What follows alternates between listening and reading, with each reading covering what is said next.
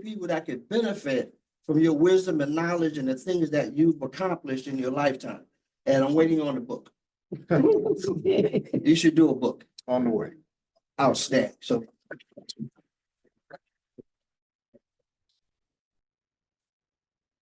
Yes. I just want to add something. A lot of people don't know. Clarence and his three partners, they brought cable TV into Newark. Newark had no cable TV. Connection Communications brought it in. And most people don't know that. That's an absolute fact. It was on Central Avenue. And one of the partners was Barry Washington, and he was from Grafton Avenue, right? The project kid from North Newark. And no, that's exactly right. So when you want to learn how to succeed, here's the man right here. So please tap into his wisdom, his experience, and his knowledge, and just pass it on. Pass it on. That's how we help them. So thank you so much for everything you've done. So thank you so much. As we by show of hands, how many of us are currently registered to vote? Okay, looks like almost a complete majority of us sitting in here are registered. If anyone needs registration, voter registration information, we have it here today. It's important that we all make our voices heard, that we're represented, and that we don't just vote for president. It's important that we vote for Congress. The president without Congress can't get anything done. So it's important that we elect a Congress that's going to help the president get his or her agenda passed. And it's also important to vote for your local officials, because those are the ones that are truly impact your neighborhood and your community. In addition to the people that you see here in this room, we have a whole community of people gathered online.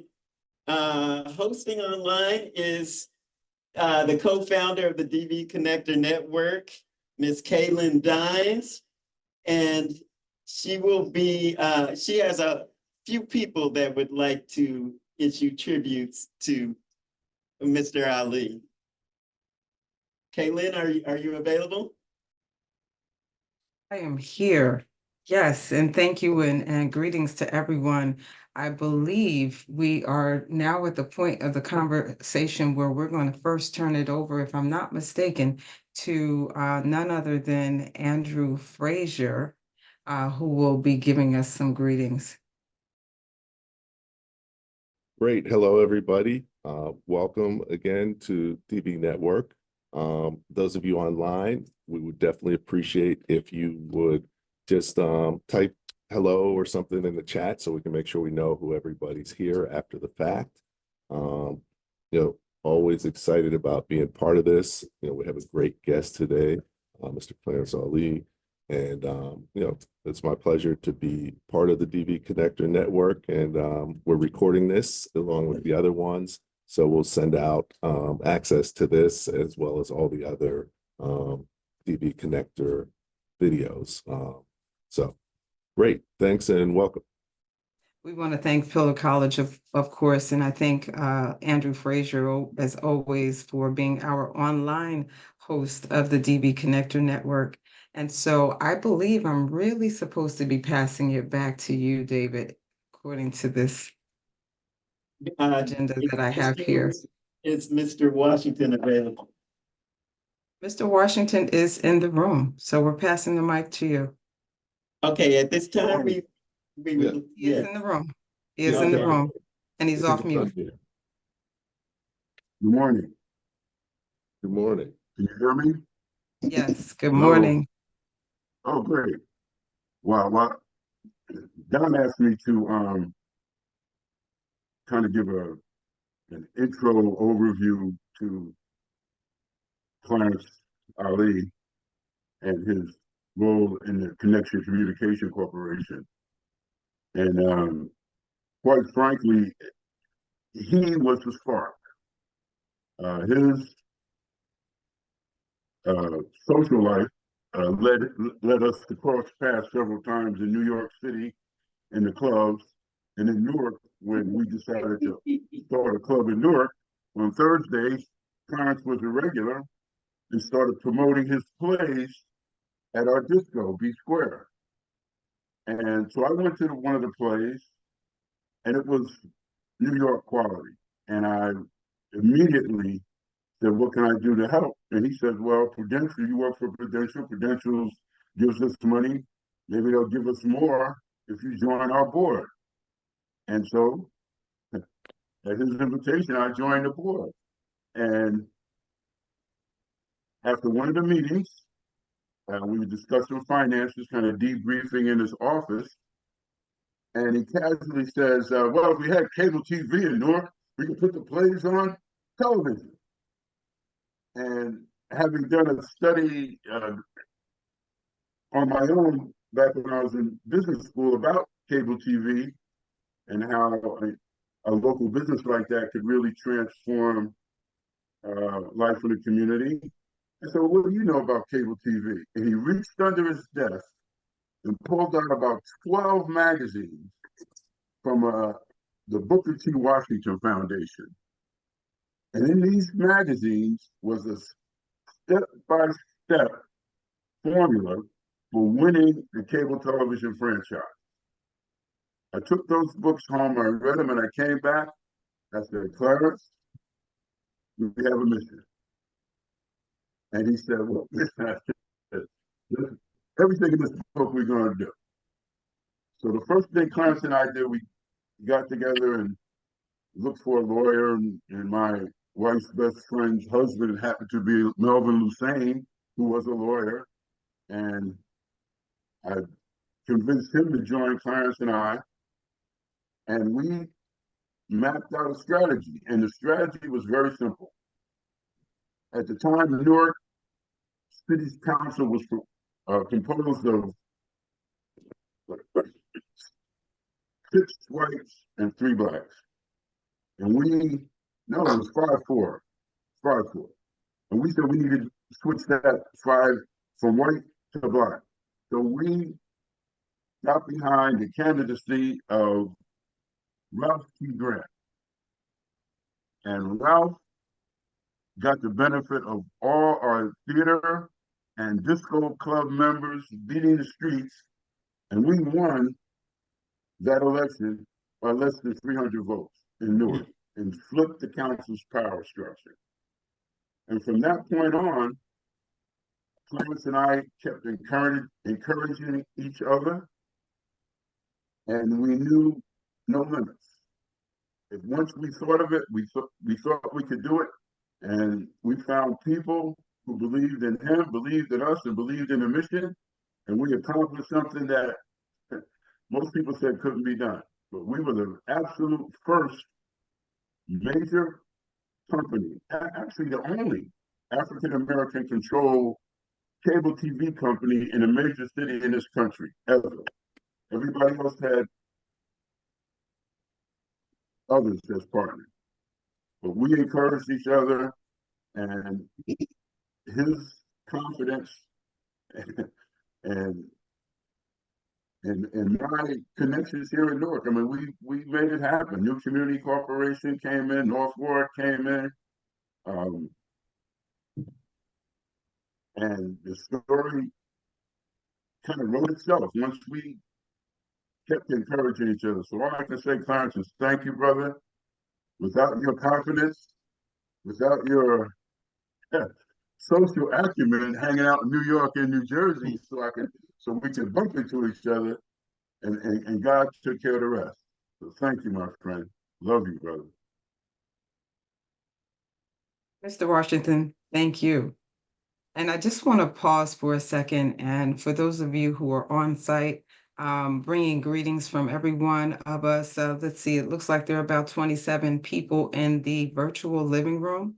And I just want to pause before passing the mic on to say thank you to Mr. Washington and Mr. Ali being pioneers in this space and showing and leading the way. And I think I heard you say something like, it just kind of came together, but it came together with hard work. It came together with perseverance. And so that's what this whole group is about, being able to share, being able to learn, being able to listen to how other people live in spaces and sometimes doing things that have not been done.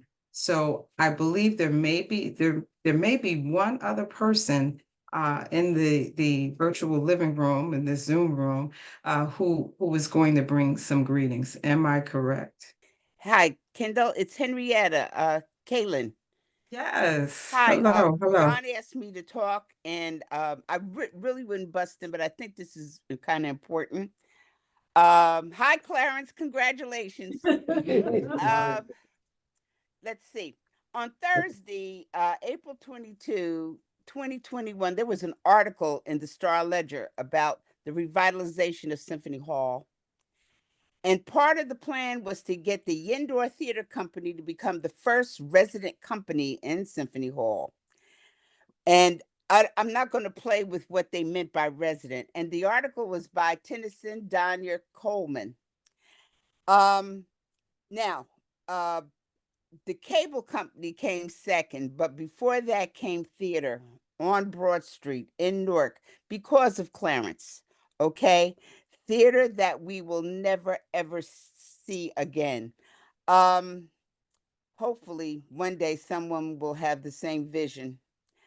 The thing was that Yender was going to put in a lab as well as a career acceleration and business incubator.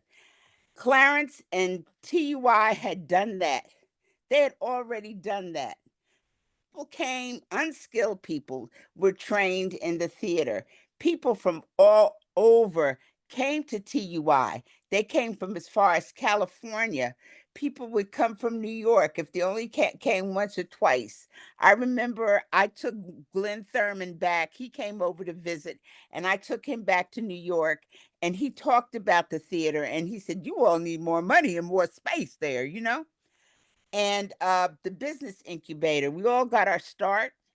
And with the cable company coming into Newark, a lot of people, jobs were created, skills were developed, and but the theater part was the part that I loved. And it's just that, you know, from the theater, CCC was born, and this shows the skill and the foresight of Clarence. And I just want to thank Clarence for what he did. And the cable company in Newark did reach out to South Orange, and they started the South Orange Cable Company too. So I just want to tell him congratulations, and I urge everyone, if you know something about the city, write it down on a piece of paper. And we have the best public, well, I'm no longer living in New Jersey, but the Newark Public Library is one of the best depositories for information. And they will take your information in the New Jersey room and keep it so that a couple of 100 years later on, when somebody wants to know what was the first theater company that was in Symphony Hall, was Theater of Universal Images, founded by Clarence Lilly. Thank you so much, Don. Everyone there in Newark, I miss you. And come to visit in Greenville, South Carolina. Thank you. Bye-bye. We thank you for those words and for the invitation to come to South Carolina. Thank you, Henrietta Parker. We understand that Reverend Dr. Ralph Grant is going to be saying a few words. Dr. Grant? I'm not sure that Dr. Grant is available right now. So we will, of course, yield when he is available. But for right now, turning it back over to you, David Thomas. I didn't introduce myself. My name is David Thomas.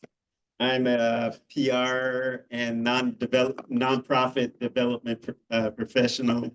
Worked with a lot of local organizations, Newark Public Schools, Newark Emergency Services for Families, So should you need grant writing services or grant research or even publicity, I'm your person, and I am honored to be here participating in this salute to Mr. Ali. I'm learning a lot because I didn't grow up here in Newark. I'm a transplant from Oklahoma. So it's just blowing my mind the things that went on in this city back in the day, and it's an inspiration to us to continue to work.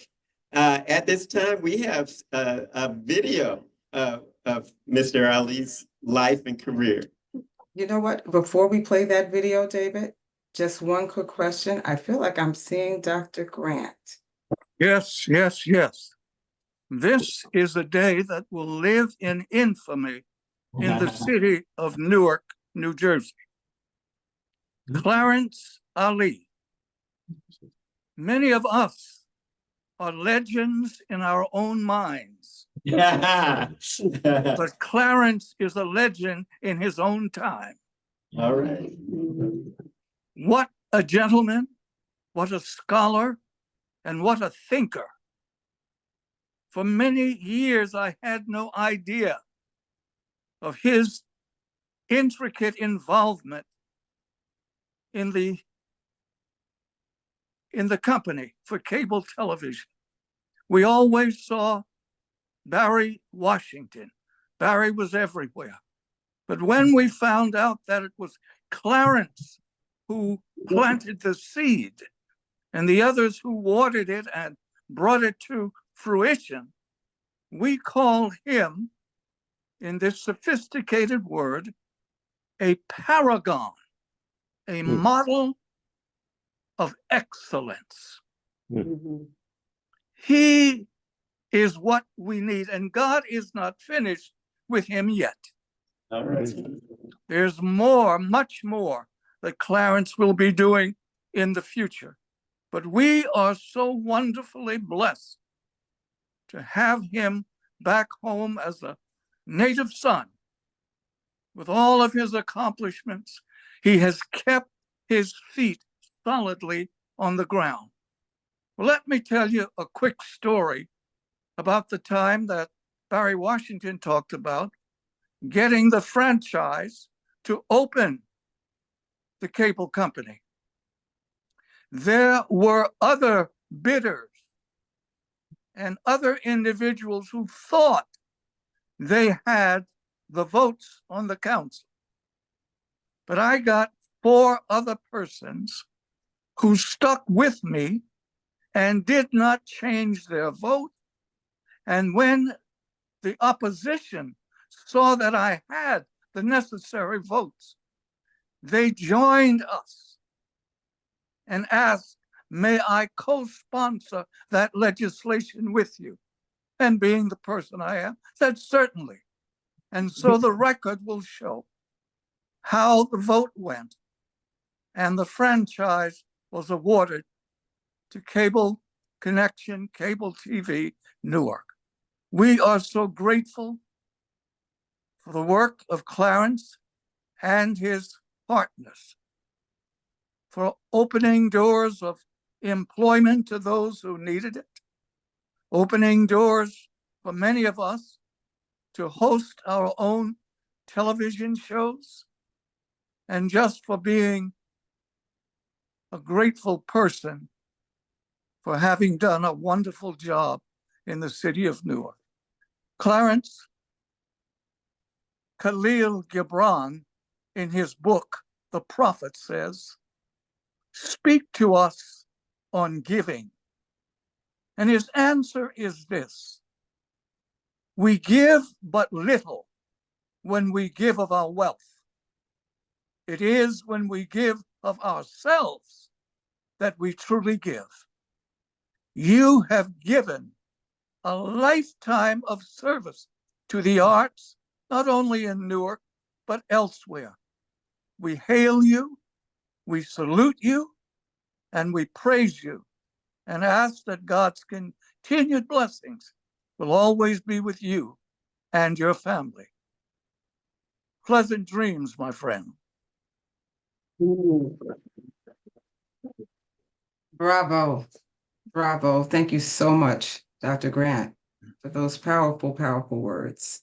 I just want to echo something that I'm seeing in the chat from Precious Williams. And she says, yes, legend in our own minds versus legend in your own time. Such powerful words.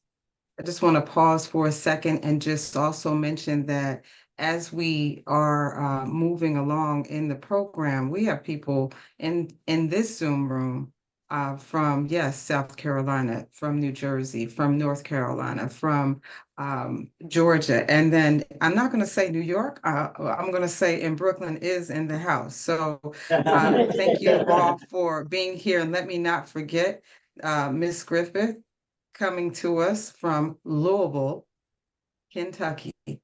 So as I pass the microphone over to you, I again pause to say, Mr. Ali, this is your time. These are your moments. I hope you are feeling the love. I hope you are feeling the respect. And of course, this is a moment where we're going to see a video very shortly. We're going to see a few videos. But at the end of the day, this is part of the fruits of the labor, of your labor, and we appreciate you. So David Thomas, just before I interrupted, you were going to show us a video. Please feel free to proceed. Well, actually, I'm going to open up the room because I know there's some people here that would like to say a few words about Mr. Ali. If anyone at this time would like to come up and address everyone and tell, I know you have some stories to tell. So. Well, I don't know, Mr. Thomas. I'm sorry, I don't know. Mr. Thomas, I don't know Mr. Ali. You can. Oh, come on. This way.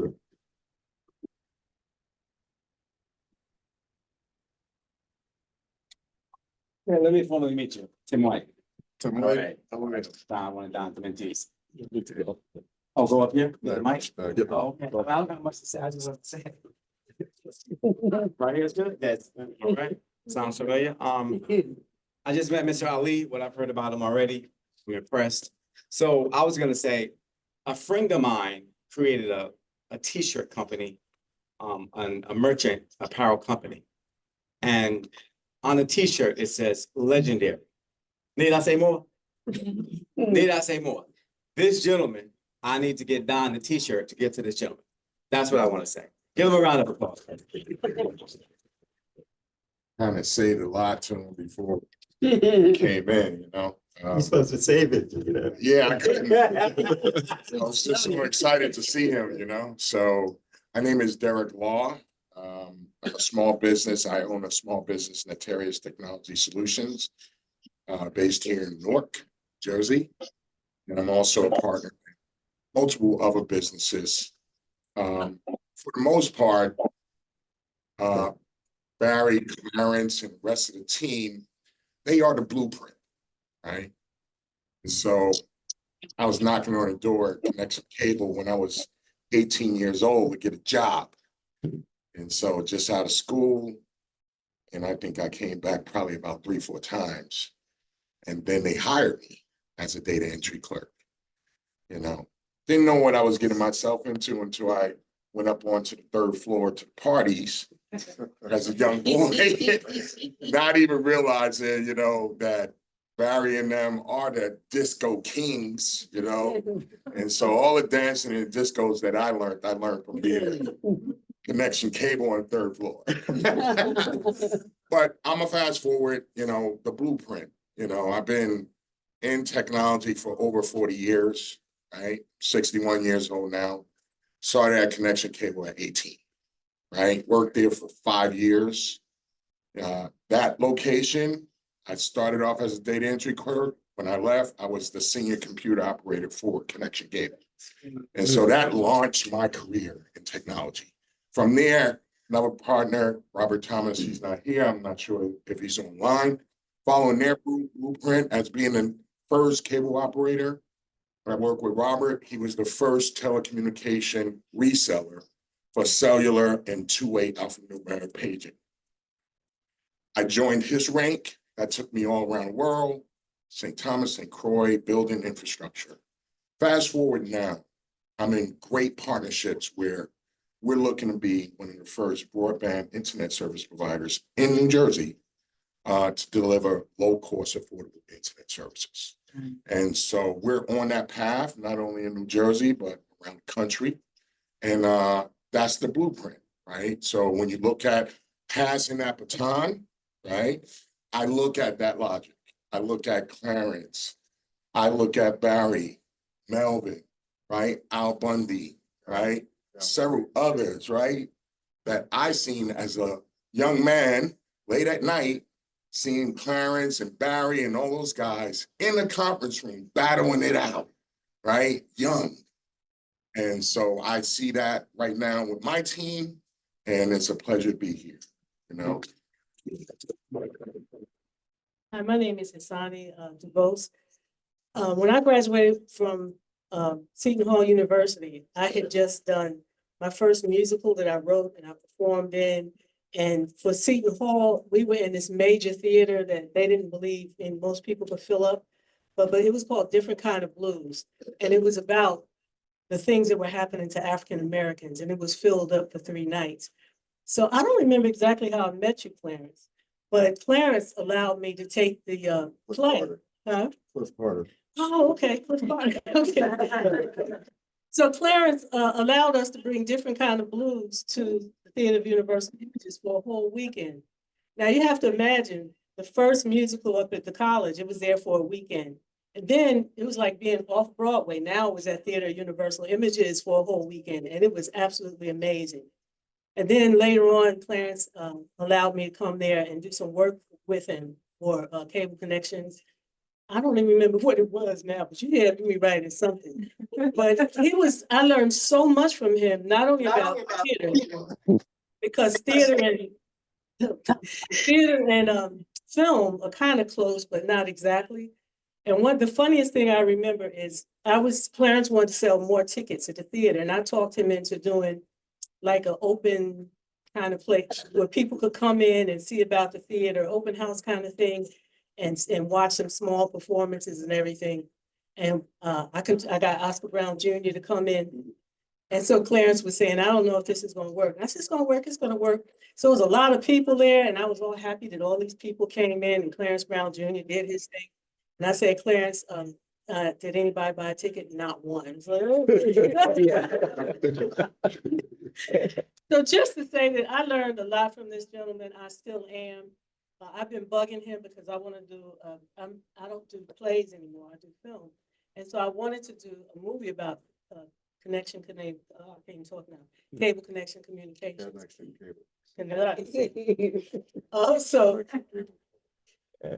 So as soon as I get this other one done, I am going to do it. I promise. It is so deep. I started to research, and even though I was around when they did this and it happened, it's just amazing. And then hearing the people speaking on the film, on the screen, it's amazing how much is involved. So I just want to say thank you, Clarence, because I learned so much from you that has taken me way down the road. And as a matter of fact, I did a WSOU. I got interviewed on there today at the radio station at Seton Hall. And I was just talking about you and telling them, yeah. So thank you so much. Is there anyone else before we? Sure. Yeah. Oh, pleasure to see you.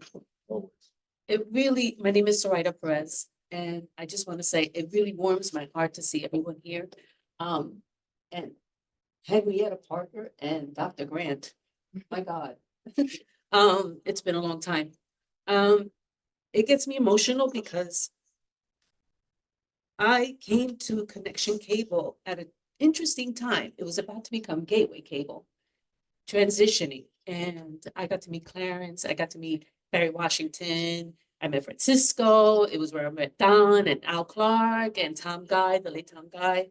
And I was just looking for an internship and I couldn't find anything. And the internship that I had set up for, it was supposed to be at PBS, and my guidance person at the school screwed that up. And somebody said, why don't you try cable? And the cable bill was sitting right there at home. And I picked it up and I called customer service. Long story short, I ended up getting an internship at the cable company. And what I recall was that people like Clarence and the people that I saw working there, I didn't realize they were the pioneers. But I always saw that people that came always had an opportunity. Wherever somebody knocked on their door, they were there to help them out. They always listened. Anybody that had an idea, anybody that was inspired to do things. I remember meeting you, Ms. Nani. And every time somebody wanted to do something creative, I remember the parties too. But I'm just glad that the moment is here to honor Clarence Lilly. I miss those days at the cable company, but I have very fond memories, and it helped carry me through my career. And so I just want to say thank you for inviting me to this event, and you deserve all the props. Congratulations. Loretta, why don't you tell them where you are now? I'm at ABC News. Right. Well, you know, I went from Telemundo and then now I'm at ABC News. Thank you. And as Wayne alluded, probably was about 55 years ago. Man, I was a very lucky young man. That I was welcomed to a circle of people that got me to meet people like Clarence through the Quest program, Joyce's Carter. Yeah. And the one thing that pops to mind is one of the quotes from Hashim Ali Shabazz: "History is the subject best suited to reward our studies." History. It's not to wallow in history. It's not to be lost in history. It's not to stay in history, but it's to learn from history, to build from it, and to act on it to move forward. That's what's most important to me about today, is that I think Clarence probably has a few more things up his sleeve. So it's not just about celebrating what he did. And I'll tell you, ladies and gentlemen, I've been working in Newark all my life. My mother's father got here in 1899.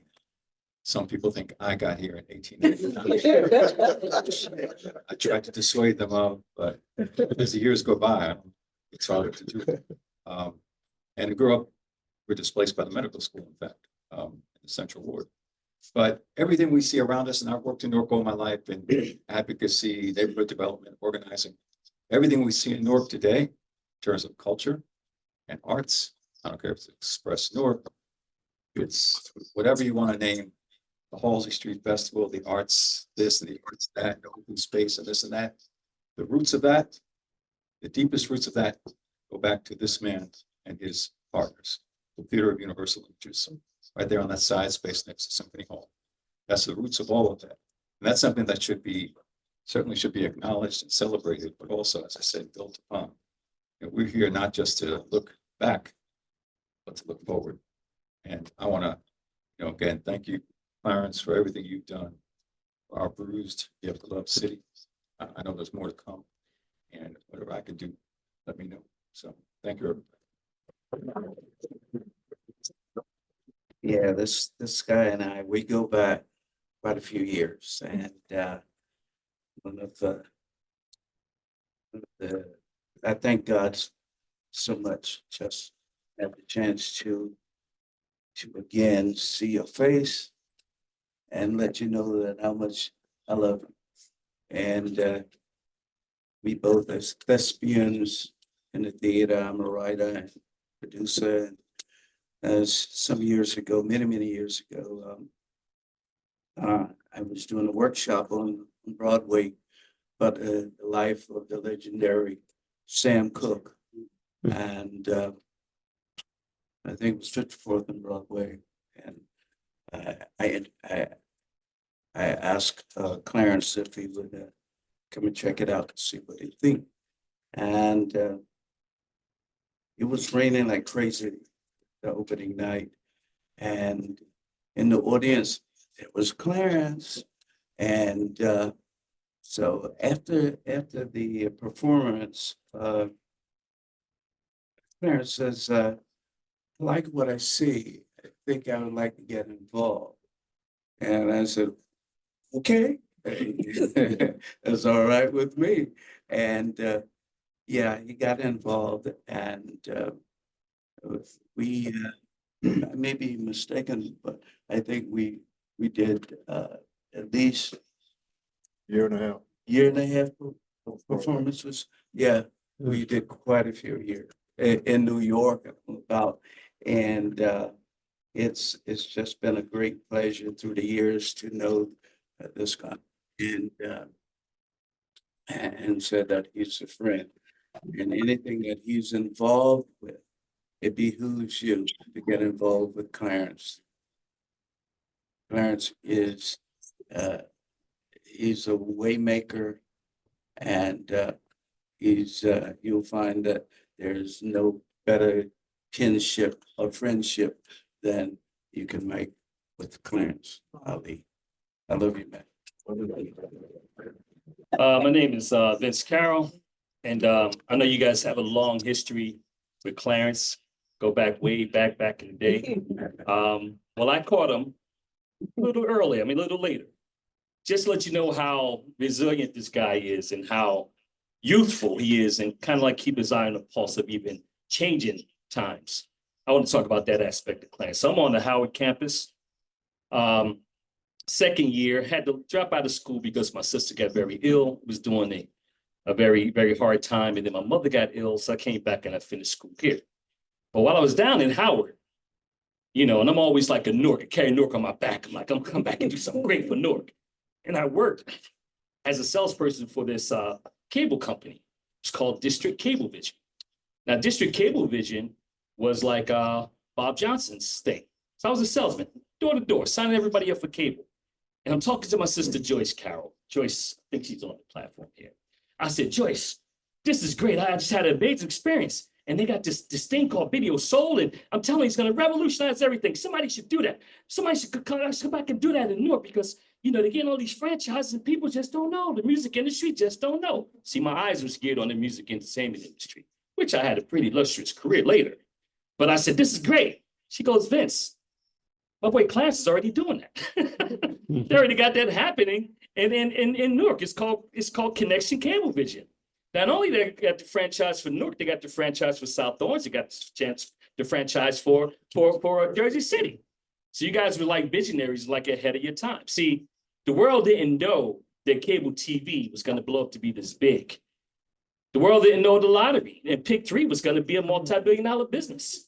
The world didn't know that, selling herbs can be something that's going to change people's deficits. But like always, we see it first, and then they kind of like take it and switch it around. But from that, I learned direct marketing before TV got really big.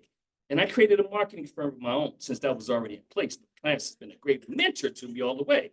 So we created direct marketing. So we said, I worked for the record company, long story short.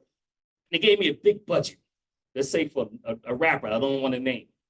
And they gave $1 million budget, and they would take like half of that $1 million, and they would spend it straight across television, like ABC, wasting money. And now it's going to end up in Oklahoma or Buck City, Idaho, and these folks don't listen to our music. And I said, you know what? While I was working at District Cablevision, we were selling ads just for households. So we're able to know exactly what households in this particular community, and we know that is our community, and we're going to sell there. I tell you what, just let me handle this budget, and I'll just do something that's going to create something that's going to be great, overall. We had record sales, spent only $200,000, and I sold everybody in that company sold $2 or $3 million worth of advertising. It created direct marketing. That is what these visionaries did with District Cablevision way before their time. Even when people started to get wise to it, so that they tried to smarten up on it. I'm gonna fast forward. Later on in my career, I had an opportunity to help the Fugees with their career. I co-managed Nelly for years. We did all these different things with these different artists right out of Newark. Newark is a very powerful place. And this was always my mentor. Clarence came on my young company and decided to become the chief financial officer for my company and took us to amazing heights. opened up doors everywhere in the world. And I was always that guy, always people could call in the industry and say, hey man, we need some money, we need some financing. We're gonna call Vince Carroll. Who's your guy again? Clarence Ali. That's my guy. And so we go over it and we see if it works and we see if something come through it. And some of them was great, some of them just didn't pan out, but some of them was very, very luxurious. And I cannot thank this man more for help giving me and so much of our entertainment community a second win, or give the opportunity to spread their wings and just grow their business and grow their wealth, to hip hop being almost a $600 billion a year business, outgrowing every music in the world, fashion, influencers. Now, I can agree there's been some pit stops, and there've been some people that haven't really represented us the right way. But we can't control that. We can't control that at all. But it definitely changed the economy.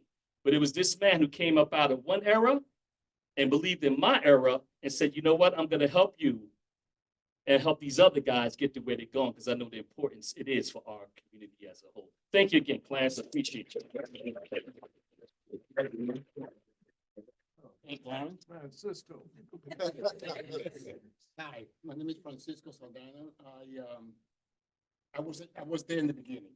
That's right. In the beginning, and everyone parties in the third floor, but right in this third floor with a party happening, we create the first ever, televised debate for the city of Newark.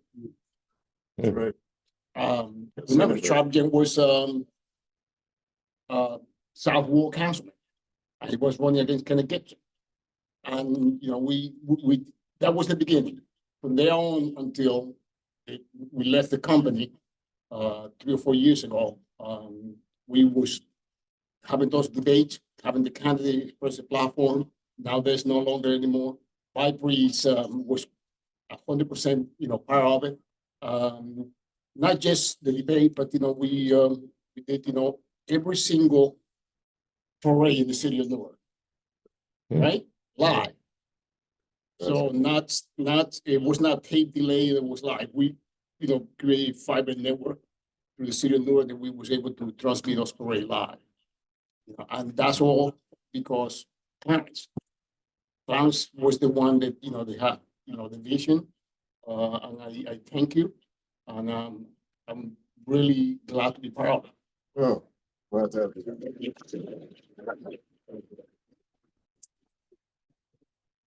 At this time, we would like to play a video to give us all a more. Oh, all right. I'd like to bring forth Don Valerie.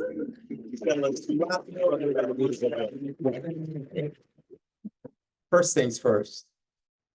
We at the DV Connector Network for the past few years have had many a presenter. We've had many guests. But as life is and life goes, many of them are now missing because their journey expired and they transition. And so what we do at each DV Connection Network event is we take a moment of silence. We remember your folk that no longer are physically with you, but are spiritually present with you as we remember our own. So let's take a look. I go back, as Francisco said, to 1980, 81, when I happened by chance, and I emphasize chance, in caps and in quotes, to get a job at 360 Central Avenue as a door-to-door, commission-only salesperson. My family thought I was crazy.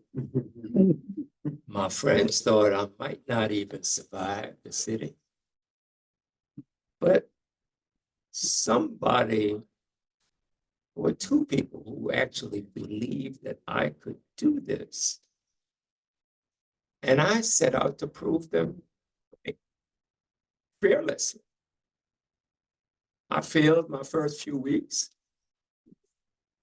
but I sat down one morning, having made 0 sales, 1 or 2 a day now and then, and knew that I would see the exit sign very soon if I did not produce. So the Spirit told me to go into work early with no sales and just get ready for the day. Seated next to me that morning, and the only person in the room was a gentleman by the name of Bruce Christopher. Never forget the names of the individuals who take you to the next level. Never.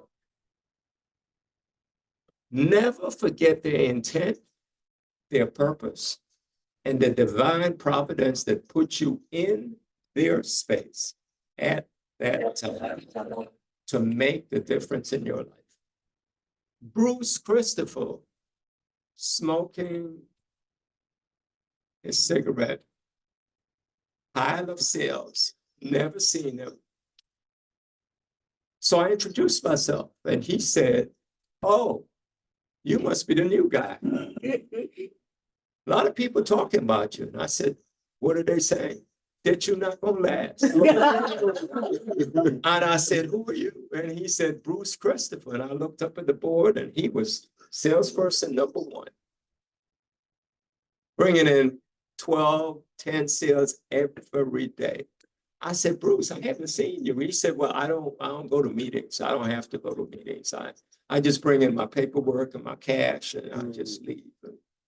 I said, "Where'd you live?" He said, "The Bronx." He drove in a beat up Cadillac to Newark every day. Made his sales and go back. I said, "Bruce, I need some help." He says, "I can see that. You're at the bottom of the list." I says, "Yes, Bruce, but I need some help. Can you show me the ropes?"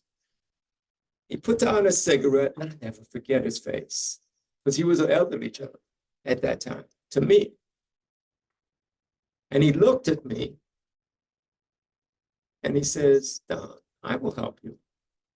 Meet me here tomorrow morning at 9 o'clock. I said, "Not today." He said, "No, tomorrow. I got some things to do today." That day, 0 sales is what I meant. The morning couldn't come early enough.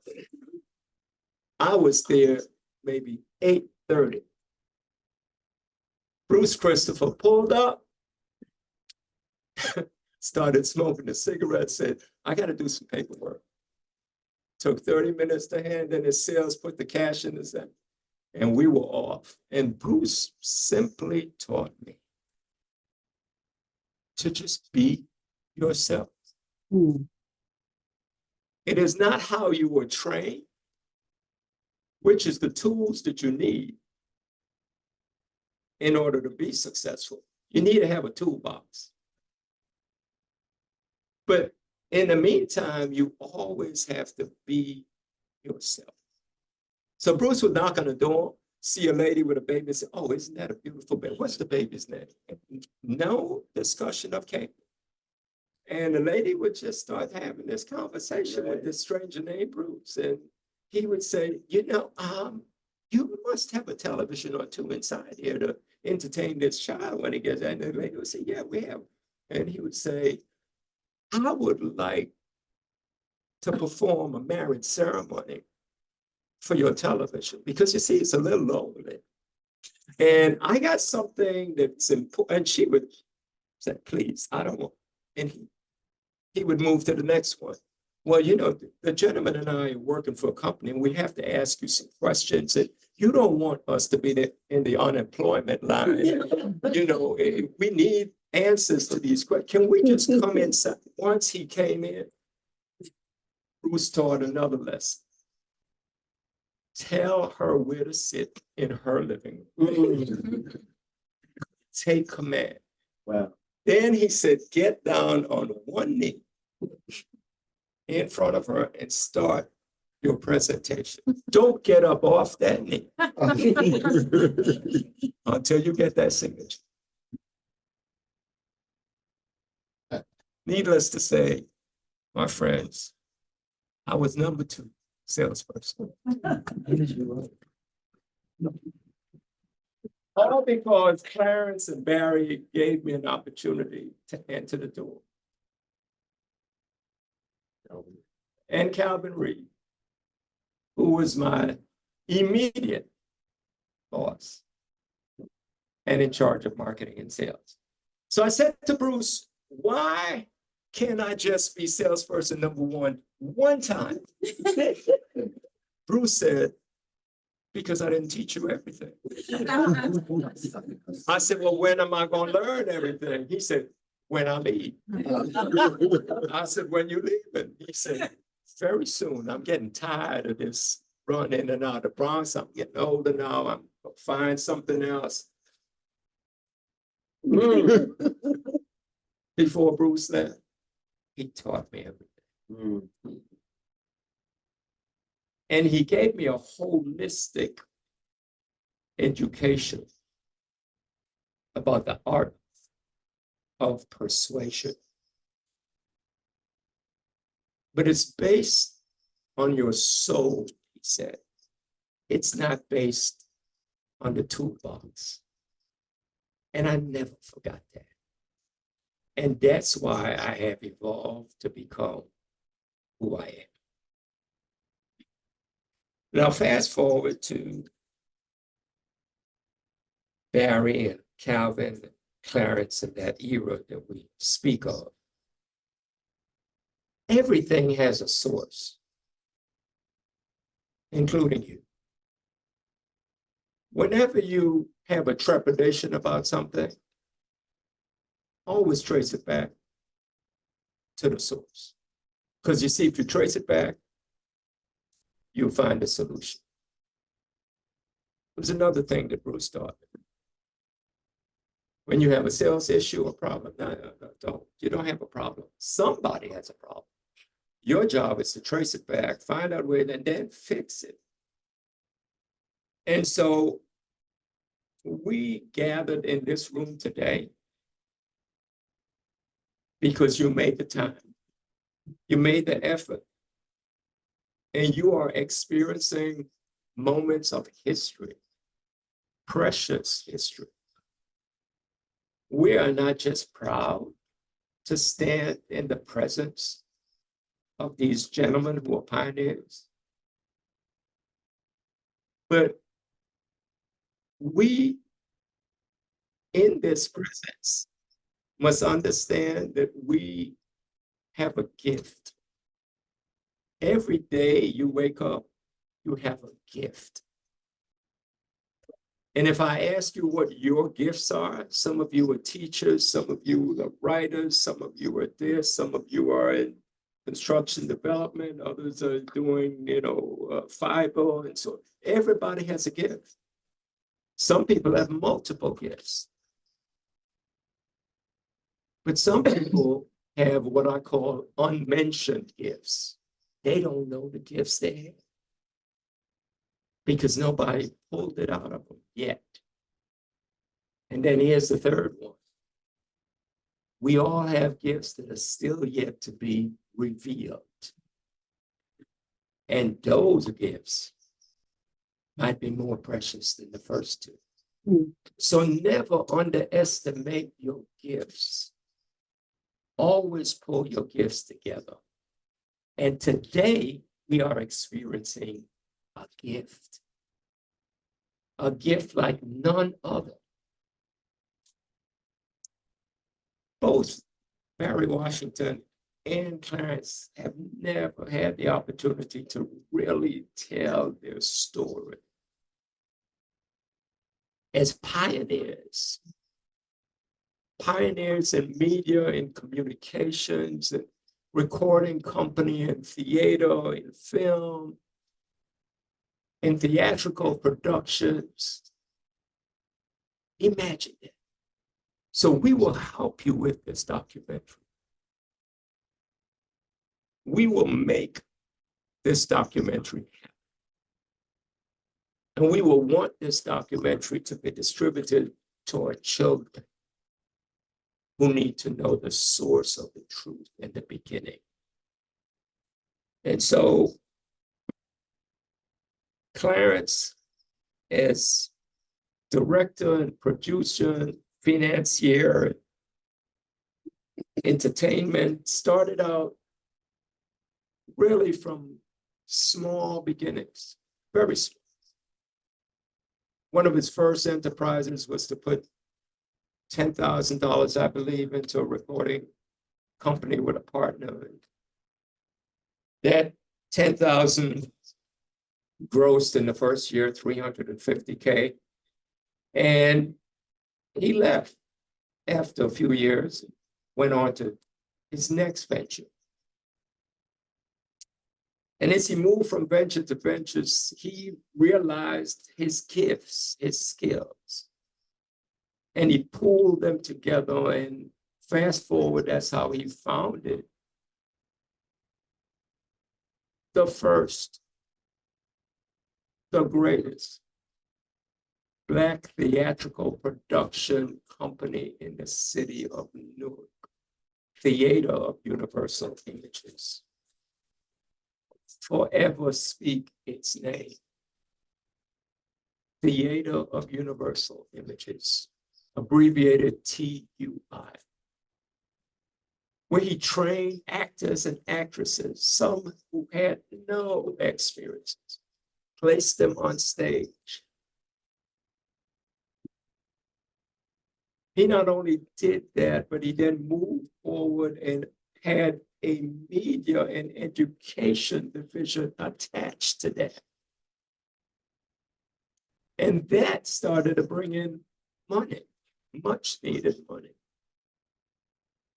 And then went on to partner with Barry and Calvin Reed and Melvin Hussein, Connection Communications Corporation, the first Black-owned and Black-operated cable company in the United States. History, pioneers.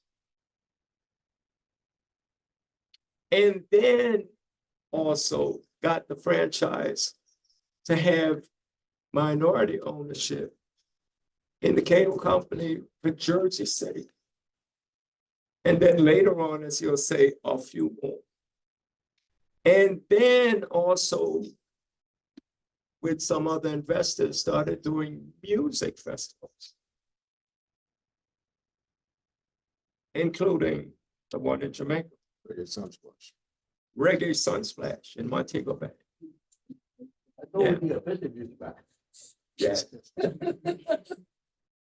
So there are so many nuggets that you will hear directly about Clarence that I can't take the time right now.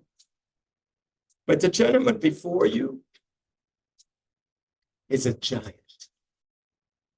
And you are privileged in many more ways than one to be in his presence and to live long enough to hear his word. Now, somebody in the chat, you know, they've been communicating with me, is insisting, rightfully so, that I read his bio, since my friend Wayne Richardson said that, but I'm not gonna do that. Tomorrow. What I'm gonna do is I'm gonna email that person, and I would happily do the same for any one of you. Not that it's extensive, it's just so qualitatively strong and powerful. It will lift you up. And so, without further ado, we're going to go to the video. And then directly thereafter, Clarence will bring us his remarks. Now, at this time, I would like to present to you all Mr. Clarence Ali. I thank the Essex County Board of Freeholders for this tribute. And for all of you for all of those kind words. It was almost, I don't need to say anything. To all of you speak, but it's very, very kind of you to share your thoughts, your memories, and give some acknowledgement to your experiences. And particularly Dr. Reverend Ralph Grant, as Barry had mentioned in his presentation 3 months ago, was that swing vote, as he shared with you. It wasn't just a matter of getting him elected. He had to indeed vote for us. And he did convince the other members of the city council, Charles James. We try and remember the other councilmen that were there at that time. Donald Tucker, Earl Harris, and I believe Benjamin was a city councilman. It may have been Westbrook, that was so long ago.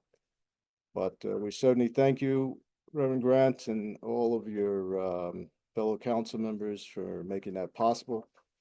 We indeed changed history. As was mentioned, Newark was not just the first Black cable TV system in the country.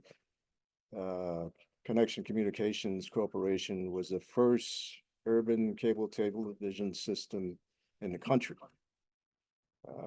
I'll talk more about cable a little bit later, but we indeed had cable before New York City, before Los Angeles, before California, before Atlanta, before Washington, D.C.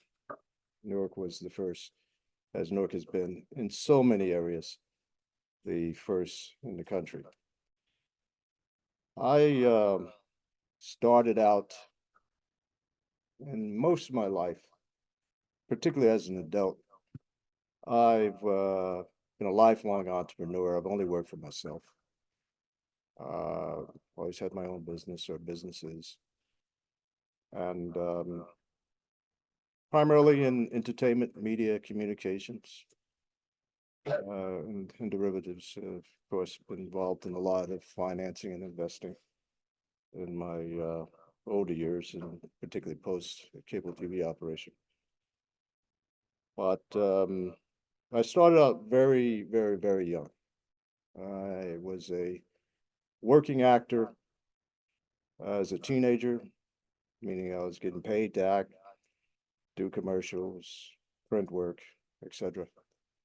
I went from acting to directing to producing into entrepreneurship.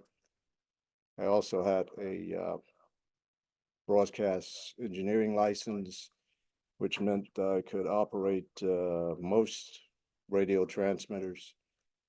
And at the time, there were a number of Black-owned radio stations. I don't know if many of you remember WNGR, WRL, even WBGO. As a matter of fact, as a night operator on BGO, my good friend, the late great Chris White, the basses for Nina Simone, Dizzy Gillespie, and so many other artists passed away a few years ago. He and I probably did one of the first jazz radio programs on BGO, long before BGO actually became a jazz station. So lots of history in regards to things that happened earlier on. So we're going to use this microphone, or should I stay with this one? That's just okay. Great. I forgot to ask, can everyone hear me? Barely. Okay. Yeah. I'm not as loud as I used to be. So let me try and. Somebody said was ever. Yeah. Those of you who worked for me under being directed by me, yes, you know I can get loud. But there's no need to get loud these days, so I don't raise my voice that much unless it's really necessary. But I also produced segments for a number of local local TV stations, Channel 9, CBS, etc. So I had a pretty extensive background in the arts, in media and communications, and I wanted to give something back. I wanted to create a institution here in Newark where individuals could come to learn the craft, or become actors, become directors, become producers, and get their start in the career and be able to give something back to the community. That's been a big focus of a lot of what I've done over the years. And so I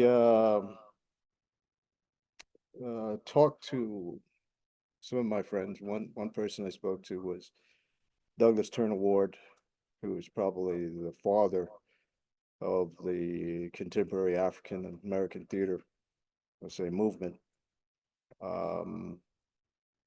He was the then artistic director and founder of the Negro Ensemble Company, which was the first and probably at that time the largest African American theater company in the country. He wrote an op-ed piece back in the 60s that was in the New York Times, which described at that time there were very few opportunities for African American actors, writers, etc., and the need to develop our institutions. As a result of that, Ford Foundation gave him a large grant, and Negro Ensemble Company came into existence. So I went to his office, and very tired, drawn out looking Douglas Turner Ward came out, and he said to me, well, I told him, Doug, I'm thinking about starting a theater in Newark. Do you have any suggestions? And he looked over to me and said, do something else. And wise advice. He also explained to me how difficult it was, even at the top of the game, to raise money, to sustain, to keep a professional theater organization going. And he said, you're making money as an actor, you're doing these other things. What you're talking about doing is what talent people do at the end of their careers. And so yeah, I took all of his advice into consideration, and everything he said was true. It was never easy. Many of the theaters that started during that era, and even after that, started with large grants. Example, Crossroads started with a CETA theater grant for training. And I know that because who was awarded that grant was George Street Playhouse, Eric Krebs. And Eric had asked me through Eileen Lawton, who was then the president of the State Council on the Arts, if I wanted to do it. And 20-year-old me said, no, I'm not going to work for you, Eric. I mean, you're a peer. I don't want to be part of George Street Playhouse. Of course, as older gentleman I am right now, I would have taken the money and just set up a satellite and went ahead and did it. But if I had done that, there may not have been a Crossroads. And I mean, I'm sure they may have been able to find some other way of doing it, but everything happens for a reason. And we started TUI from really as grassroots as you could probably start. We didn't even have grass, it was seeds. There was no money, no resources. I sat down with some members of the Rutgers law students who had a office on Central Avenue right next to the Rutgers campus, and told them what I was thinking about doing. They told me what I needed to do. They introduced me to, they said they couldn't do the actual incorporation, but they introduced me to a lawyer who was assisting them, Sheldon Bross. He helped me do the incorporation, told me how to do the 501c3 nonprofit tax exempt status. And the rest was history from there. I spoke to a number of my friends and associates. I needed incorporators, friend Doris Lee, my sister Gardenia Jordan, Marvin Felix Camilo, who was a local actor. He was doing some theater around town, was very close to Sherman Hensley, who did the sitcom back in the 80s. And quite a few other people. I can't remember all of the names at this point, who became the original incorporators. And then I got various people, Wilbur Haddock, United Black Workers, and a number of other individuals to join the board of directors. And we needed people. So I decided to use Du Bois's strategy, the talented 10. I said, this is Newark, I'm gonna need twice as many people. So I created what was called the Core 20. And I had a meeting of basically everyone in town who was doing something, who was in the arts, who had a presence, who I knew who may be assistful with this. And we sat down and we talked, and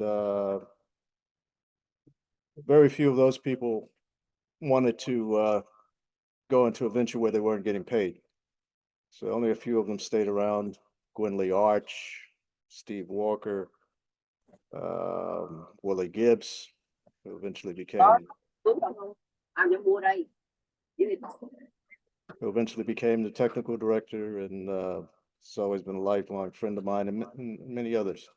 And we performed around town at various theaters, various facilities, I should say, at that point. Derry Williams had something called the Ebony Manor, which was the old on Clinton Avenue. It's now a church. We did shows there. NAACP had a theater on Elizabeth Avenue. We did shows there. We did shows at South Park.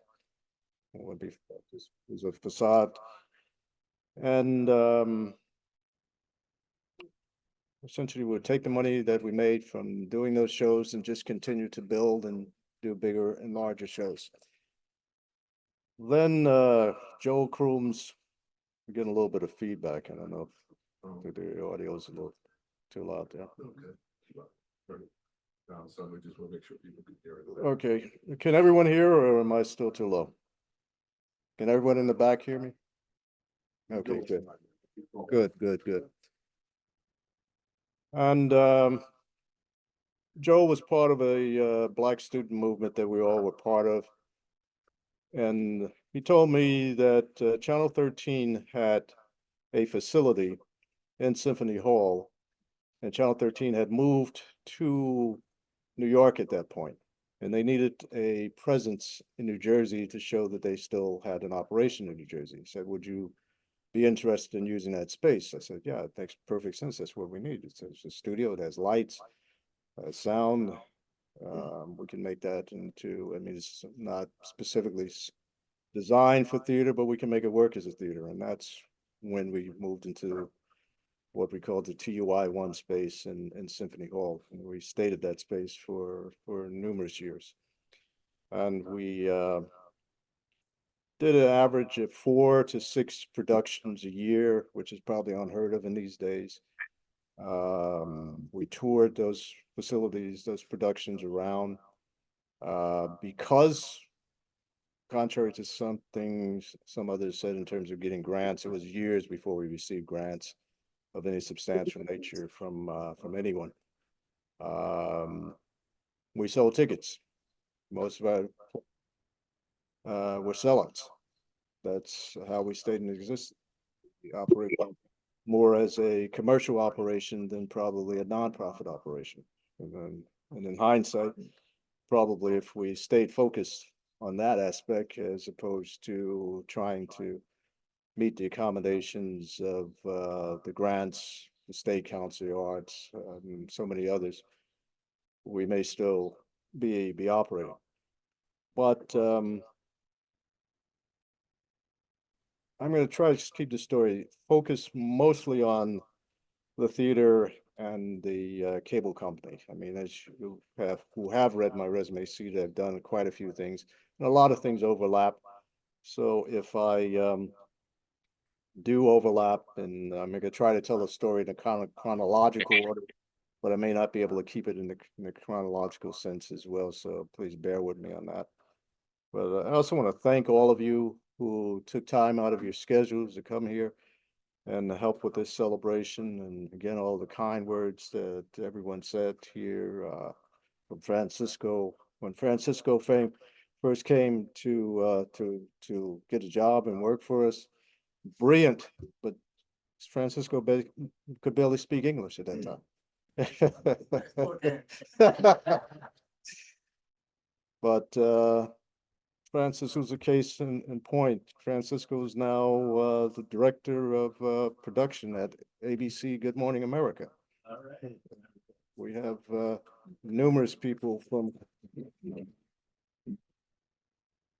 who not only got their starts, but refreshed their career.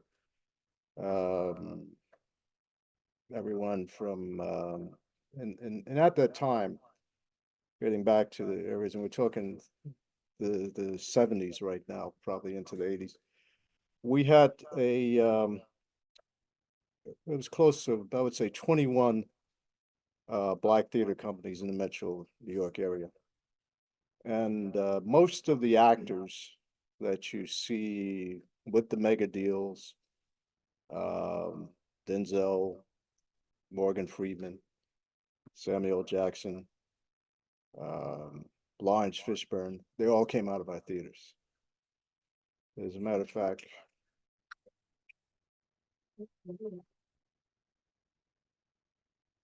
the Samuel Jackson story. We were doing a production called Home, which they're reviving on Broadway right now. And we had the original Broadway cast of that show. And Charlie Brown, who was probably a bigger star than all of those guys in those days, it did a number of Broadway shows, etc., was reviving his original role in our production here in Newark. And August Wilson, as we know, the great playwright, just about every play he produced, ever wrote, went on to Broadway. Had a show that was being showcased at the Yale Repertory. And I'm trying to remember the name of the director over there. My memory isn't always as great as it used to be. Anyway, Charlie said I had to move on to this upcoming August Wilson show with the Yale rep. And I said, well, you're under contract with us. How are you going to do that? And Woody King and I were working together on that show.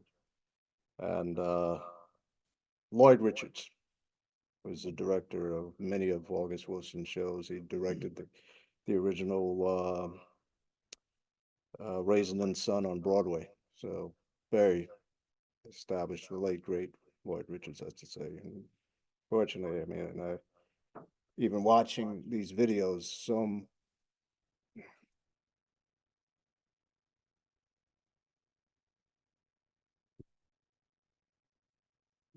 Oh, good.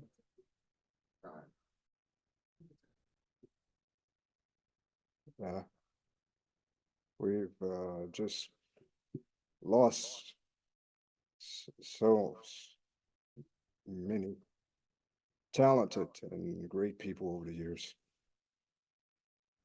And a lot of them, before they were able to get their well-due props. But we thank you for these types of acknowledgements. But getting back to the Lloyd Richards story, I called Lloyd and I said, hey, Charlie's on the contract with this show. He said, I know that, but he's going to do this show. So Woody was able to get another brilliant young upcoming actor to come and replace him. And that was Samuel Jackson. And Samuel Jackson performed that show, and I believe quite a few other shows for this as well. But those were great times, very difficult times. None of this has been easy. Skipping to the cable for a minute, getting another African American elected to the city council was just part of that process. As was mentioned by Barry and others, we had a lot of competition there. Our competition in the franchise was a very well endowed company supported by an oil company, an energy company. So they had lots of money. We had to do public hearings. We had a series of hearings before the city council. We had to do video presentations. It was a massive process that took almost a year. But we won that franchise not just because we had a majority on the city council. We were the best applicant. And that's indicative in terms of what was achieved and what was done. And we thank those members of the city council again who voted for us to allow that to happen. And I cross back and forth between TUI and CCC Connection Cable because there's a symbiotic relationship between the two. Yes, TUI came first, and the leadership of the cable company came out of TUI. Barry, as he mentioned, convinced to join the board, and Melvin and Calvin were also on the board. And what a lot of people also don't realize is how incredibly young we were. I mean, TUI, I was a teenager when I started TUI. We were all in our 30s when we started the cable company. And the thought and the challenge of raising $12.5 million in the late 1970s by three 30-year-old African-American males. In 2024 numbers, that would probably be like $120 million that we had to raise back in those times. We didn't have the equity, we didn't have the debt. It was just after winning the franchise, we had to also raise the money, which is an extensive process. And I could talk very extensively about that story, but I'm going to try to, I know we've been here for a while, and I'm appreciative of all of the speeches that everyone who had the kind words to say before, so I'm going to try and shorten my presentation and not go as much into depth, but there is a book in the works that I have a publisher who's been pushing me to do this forever. And it's just not, I just don't have the bandwidth and the time because I'm not retired. I'm still very much in the arts, in the media, in communication, involved in a lot of other types of activities, which we'll talk if we have time a little bit later. But that daunting task of raising that amount of money meant that we had to bring money in from various different sources. We brought in a mezzanine level of financing from minority venture capitalists, which were then called MESBICs. And Prudential was eventually brought into the deal with some debt, as well as PNC, or the precursor PNC at that time. And that's how we raised the money. But we also had to give up a considerable amount of equity and control to a certain extent to bring those individuals in. When it came to the programming side of this, I had written a budget of about $500,000 for local programming, because cable TV, and we're talking like 70s, 80s, this was before the internet, this was before social media, this is before even cell phones, laptops, I mean, the computers that we did, there were no computers during the early days of TUI. But the computers that we did have during the cable areas were those gigantic computers you had on your desk with the big boxes, et cetera.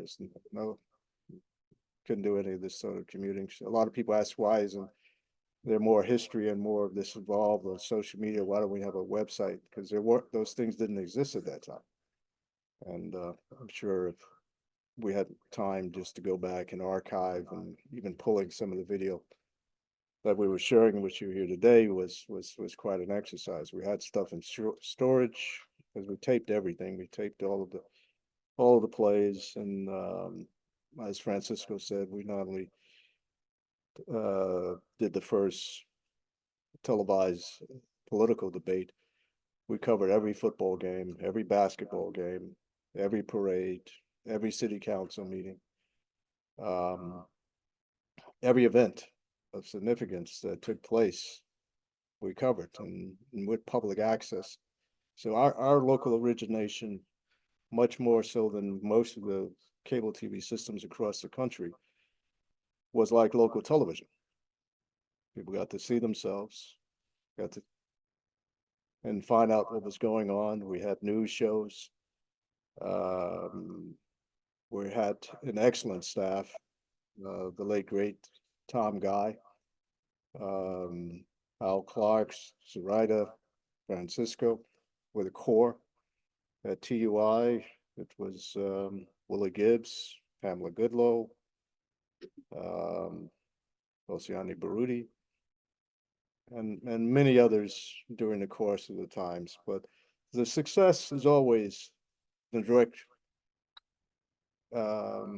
correlation to the people you have around you. And we had excellent people.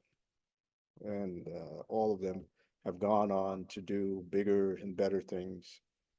And that's been a sort of track record with TUI, as well as the cable company. We're not only looking to give something back, but to create a springboard and opportunity for people to learn their crafts, work, get paid.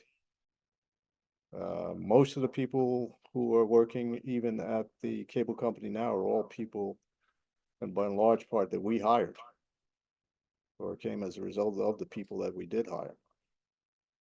And many of the people, as I said, that you're seeing on stage, on TV, are working now came not only, well, there's some came directly out of TUI, like Ella Joyce got her start at TUI, and many other actors and performers. Many people who are on Broadway right now, Jerome Preston Bates, Fred Owens, who was in the, what's that show that Fred was doing? Siesta, yeah. Siesta, what was the show that what was the show Fred did on Broadway? Oh. Smokey Joe's Cafe. He's one of the leads in Smokey Joe's Cafe. No, and all these people are continuously working. So, we were able to achieve what we went after, and it didn't just happen. Like with the cable company, I mean, we did hard work. I mean, this was something we planned, we organized.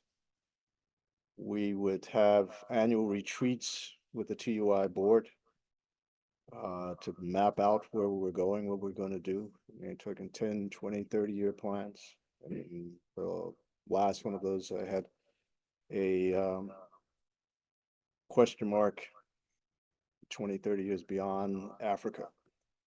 And I'm doing business in Africa now. So everything pretty much that we set out to do, we pretty much achieved. Not very easily, a lot of complications. As for what happened, a lot of things happened. On the theater side, we came at a time when there was transition in the town. Performing Arts Center was the new venture in town, and Prudential and I have had sort of a love-hate relationship the entire time I've been here. Prudential very rarely gave us anything. As a matter of fact, we would come in with grants and we say, well, we can't do that. We're not funding arts. I mean, we're interested in maybe some of this education stuff you're doing, but we're not interested in doing theater. Same thing with the State Council on the Arts. They and I later became friends with people who were on the State Council of the Arts, and they said when our application would come in, they would just throw it in the garbage. So we're not funding theater in Newark. Are you kidding? And Clement Price and I were probably in the early 70s, probably some of the only applicants to the State Council of the Arts. And we said, this isn't fair. And we began to petition and talk to the legislators, etc. And eventually Clement was elected to the chairman of the State Council of the Arts. And Clement and I have been friends, first came to the his position, and that's the late great Clement Price, as African American history of professor at Rutgers. I met him because I had sent an application to Prudential, and I think to the Ford Foundation as well,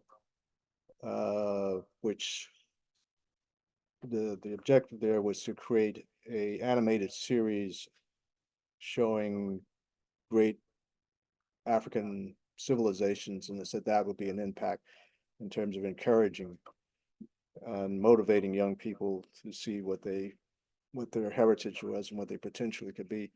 And Prudential and Ford Foundation said, how do you know that? What proof do you have? So I brought Clement to the table to talk from a historical perspective. So we have been friends since those days. But like with Prudential was a love-hate relationship with the State Council of the Arts. Through the entire, let's say 30 or so years we were doing all of these shows and producing, the amount of money we got from the State Council of the Arts was averaging about $3,000 a year. Whereas even Crossroads, who came after us, was getting multiples of that. So we argued and argued about it, and the first grant they gave us back in the 70s was $3,000. They said they didn't have money any other place. There was a special category, special projects that we could get a grant. So they gave us that $3,000 grant. The catch there that they didn't tell us is the most that they were legislated to be able to increase was 100%. So, and in order for us to even get that 100%, we had to compete and be in the same, category of scoring as Paper Mill, George Street, McCarter, all the top theaters of the country. The state, who were all getting probably $50,000, $100,000, $200,000 in the State Council. We did that. We were able to do that. But the most they could grant us was a 100% increase. So I think the top grant we had gotten up to that time was like $15,000 a year. So something came up called a challenge grant. And that meant if we received this grant, we would be able to receive matching from the State Council of Arts, and it'd be about a $200,000 grant, etc. We applied to this grant. As a very extensive process where you basically said what you needed to fix in your organization, and that's what this challenge grant was to service. And there were lots of other things going on, but we did not have all friends at the State Council of Arts. Let's put it that way. And what happened is we told the State Council we wanted to improve, strengthen the number of people on our board of directors. We wanted to strengthen our accounting systems. Mind you, there were no issues with that. We just wanted more people who could contribute more money, and we wanted more efficient financial systems. Well, the State Council of the Arts, in reviewing that proposal, unlike what is customarily done, they invited the press. And they invited the press and told them, well, TUI has this unusual relationship with this commercial company, the cable company. They have problems with their board of directors. They have problems with their finances. We're not saying they did anything wrong, but this looks not quite right. And this was printed in like on the front page of the Star Ledger. So State Council and I went to bat on that, and I started to throw back and say, hey, this was a witch hunt. You just don't want to really give us any money. You haven't never given us any money, etc. Again, Clement went to bat, was able to get, and at this time, we had a budget. I mean, theater is very expensive. Even in those days, it was like an average of $20,000 to $30,000 for a drama, and over $100,000 for a musical. I mean, those numbers are quadrupled that now in this market. To do what we were doing today, to recreate TUI, we would need to start with probably $1 million budget. But back then, that 200,000, I had designed a strategy whereby we had other mechanisms to fund the theater. We not only raised money by ticket sales, we did playbills, like Broadway has a playbill, we called it a TUI bill. We had advertising in that from Anheuser-Busch, from McDonald's, from Burger King. Our receptions, when we did an event, an opening night, those things were underwritten by corporations. When Prudential told us they couldn't give us money, they said, all right, well, what else can you do? I said, well, we got all of this mailing. We with B Square and using their list and TUI's list, we put out probably 50,000, 100,000 pieces of mail. I said, well, why don't you just throw this in with the rest of your, we were mailing in bulk. I said, you put it out with your mail and give us help there. I said, we were one of the first theaters to do a season subscription. I said, let our board and volunteers come and man our phone banks in your office. So these are things they couldn't say no to, but they wouldn't give us money. It was years later that we got any substantial money from Prudential. That was for a play we did on Crispus Attucks. And that was because Gordon Bishop, who was a writer at the Star Ledger, was close to Bill Tremaine, one of the vice presidents at Prudential, who headed the Prudential Foundation. Because of that connection, we were able to get a grant to do that play. And that was probably the only significant money we received from Prudential, theater-wise. So this negative press that came out, coupled with the fact that the transition was artistically was changing in the city. Prudential was gun-ho on creating a performing arts center. There were another factor of business people who wanted to sustain Symphony Hall as the home of the arts. Prudential, of course, won. They created something called the Newark Collaboration Group. Richard, who left, who really was part of that. I was a very big part of it as well. I think, I can't point directly, but back in the 70s, I had sent Prudential another grant, another application saying arts and entertainment equals new life in Newark, which was simply Prudential, essentially the model of the Performing Arts Center.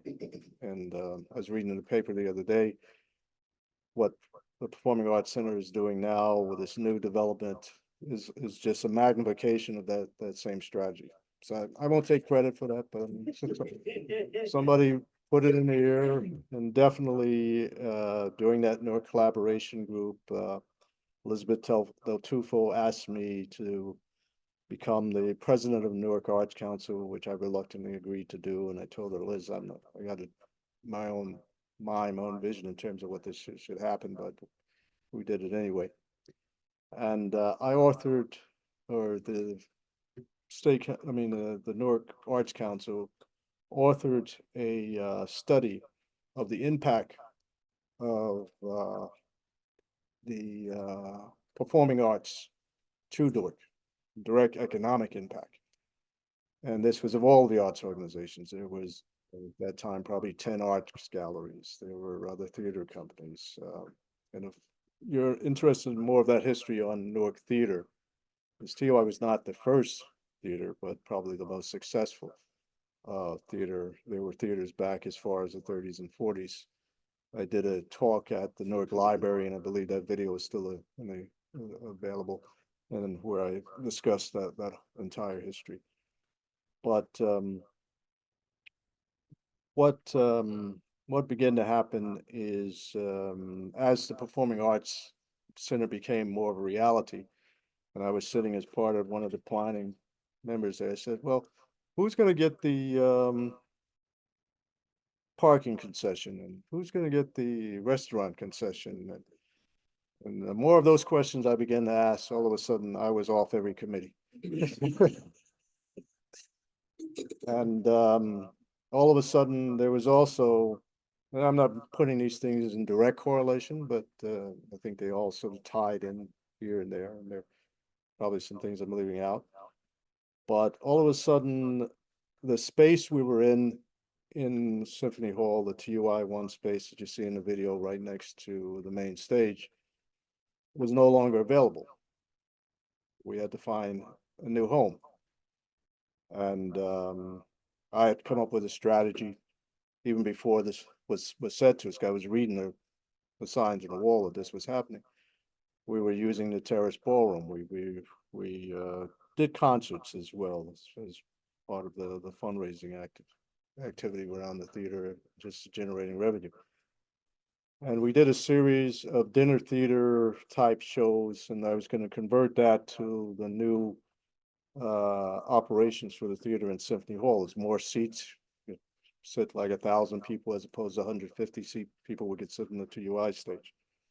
Very successful. We brought in Coors as a sponsor, and CD 101.9 had just come onto the scene. They were co-sponsor, WBGO. And we had everyone from Spiral Gyro, Brenda Russell, Gil Scott Heron, Dizzy Gillespie. As a matter of fact, the last show that Dizzy Gillespie did in New Jersey was there. Yep, you guys were there. And somebody at Symphony Hall began to sabotage that as well.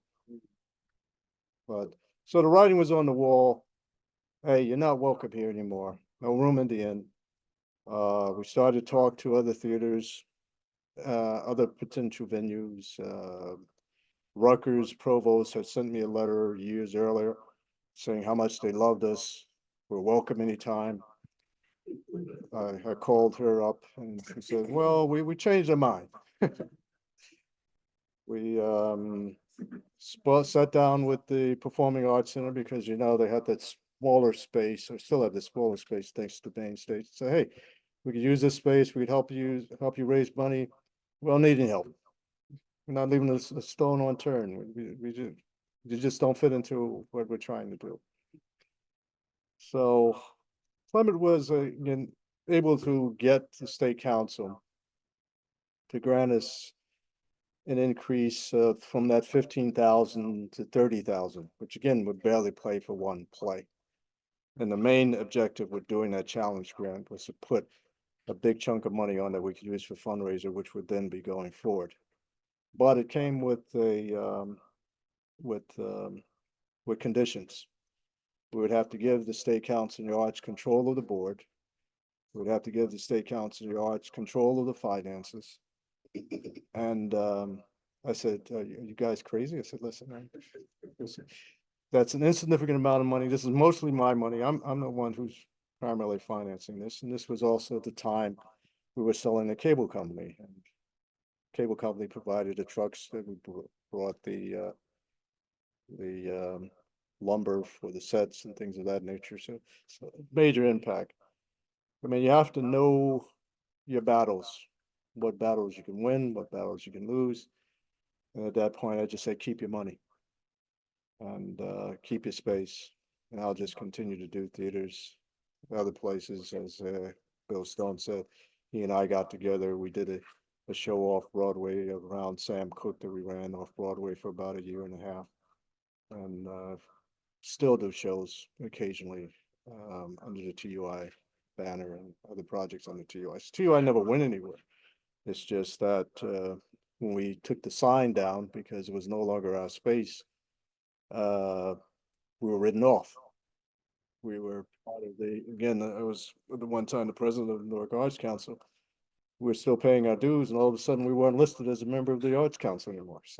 So it was just an overall, you're not welcome here. But at the same time, we had a satellite in Plainfield where we did shows. We had a satellite in Bergen County, the Bergen County Playhouse, where we were doing shows. We had done co-productions with at Crossroads. We did Black Nativity with Crossroads one year.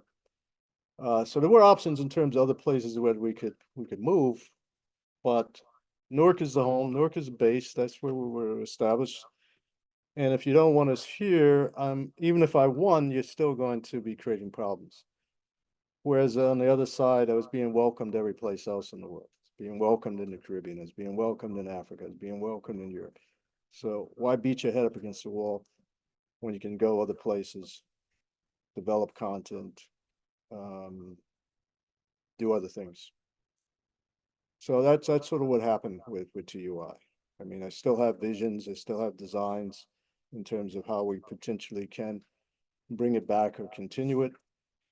But yeah, it's much love. One of the greatest experiences or periods in my life was a time with the theater. And as Barry mentioned, the whole concept of Cablevision came out of the theater.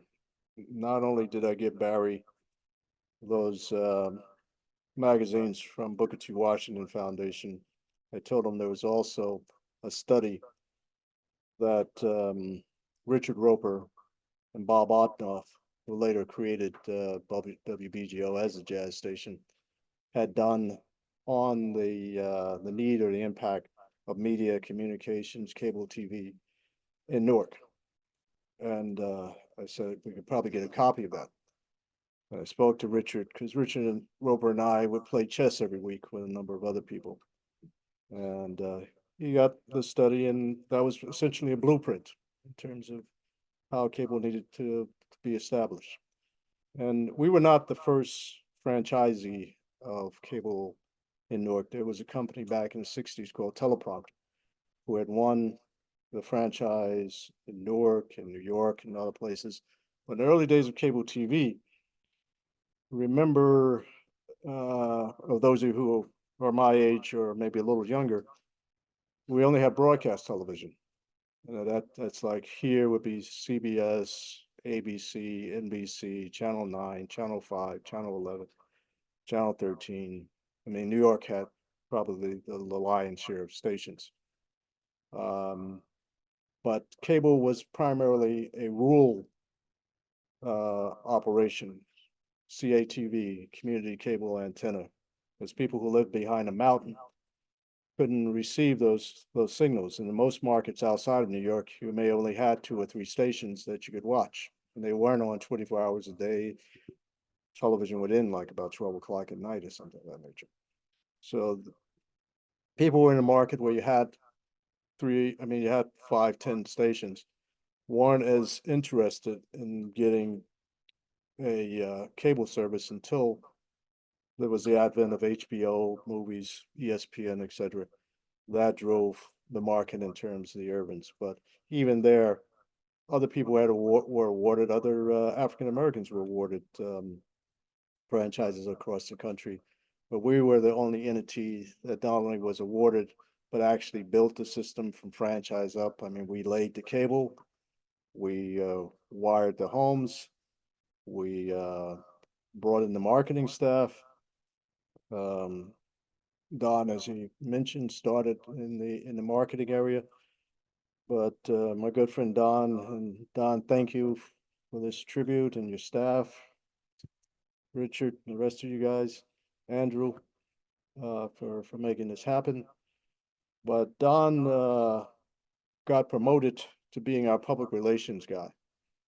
And he got the distinct advantage of going to all of those dinners and lunches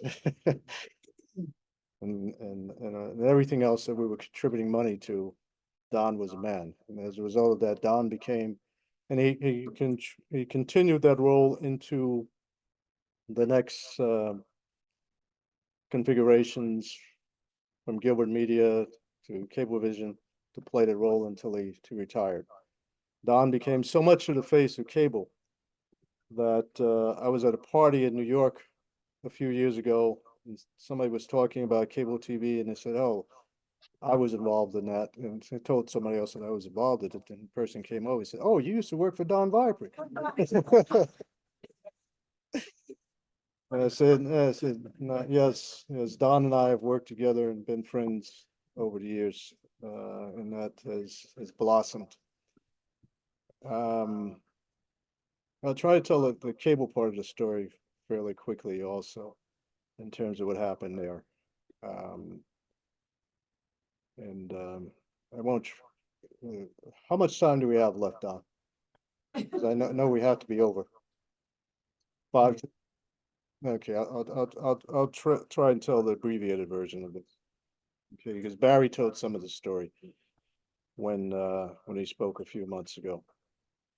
And cable TV had become a big box scenario. If you were a big MSO, multiple system operator, you'd pay maybe $2 or $3 for HBO.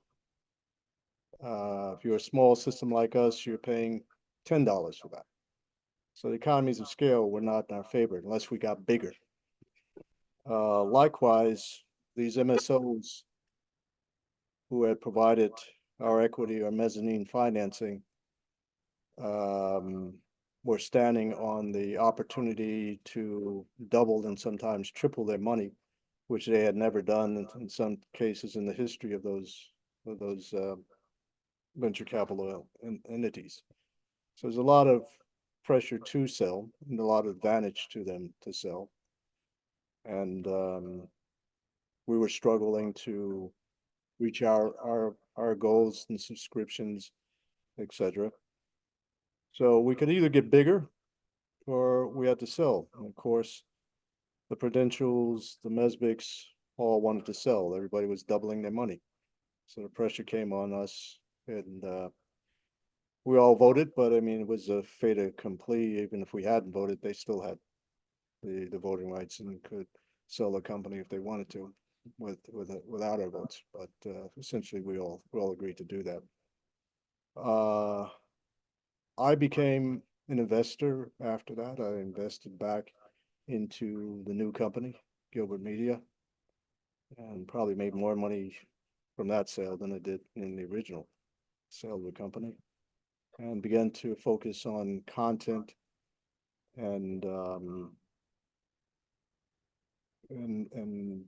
Melvin Lucane, our other partner, legal partner, and I had written an ironclad contract for TUI to continue to provide local programming. And just a quick aside on that, which I think I left part of that story out. Our investors did not want to fund the $500,000 that was needed to build the studio. So Barry and I, at that time, Barry was working for the city. We knew where funding was available on the federal level and other places. We applied and won a grant to build a studio. Fairly significant grant with the help of the then legislators, Bill Bradley, I think I forgot, Peter Rodino was a congressman. They all came to the cable company as a result of their bringing those funds there. But those funds were awarded to TUI, to be the local programming entity. And as a result of TUI having those funds, I mean, the one thing we didn't get, and Francisco can attest to that, is we didn't get money to soundproof the studio. We bought probably the best equipment on the market at that day, but we did not have money to soundproof. That wasn't done until, what, maybe 10 years or more after we had actually sold the company. But we had written a contract that gave that local programming contract to TUI along with Channel 3 and Channel 26, which were the local origination public access channel. And we had an agreed upon budget the staff would be taken care of, et cetera, et cetera. And that continued through Gilbert Media.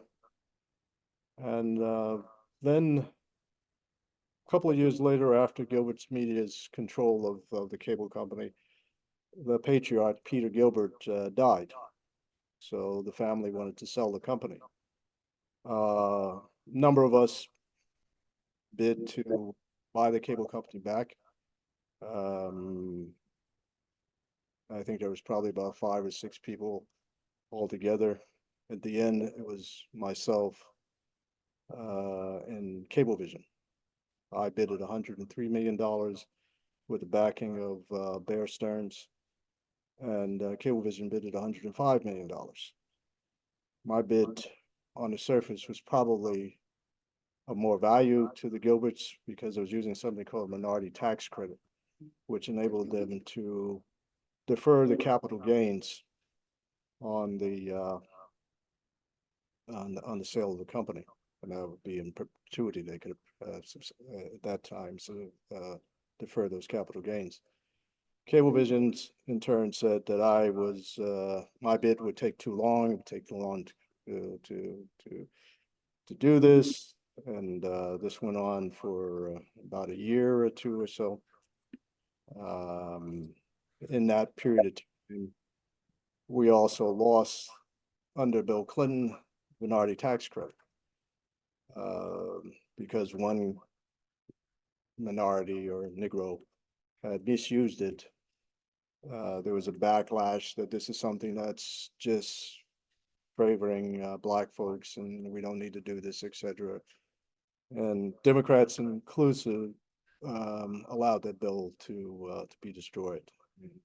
Our good friend Bob Johnson created a bill, BET.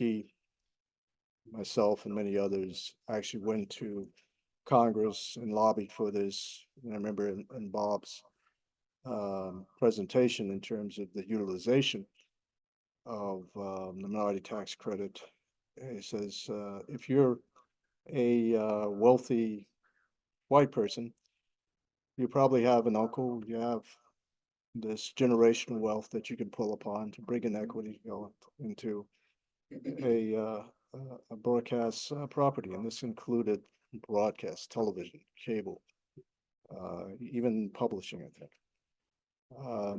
We don't have that. This tax credit enabled us to come to the table with equity. No one heard that.